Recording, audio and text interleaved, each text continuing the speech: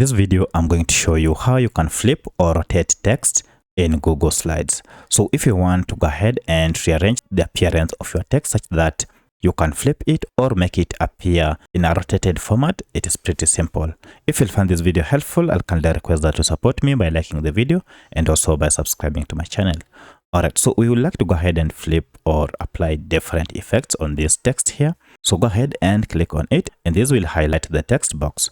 Go ahead and click on the text box itself, and once you see that, it means you have selected it.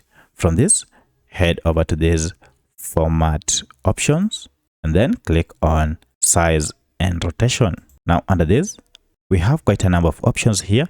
To flip the text, use this option flip, and this will go ahead and flip your text. You can also rotate your text, and you can see each and every time I'm clicking on it, it will go ahead and apply that effect.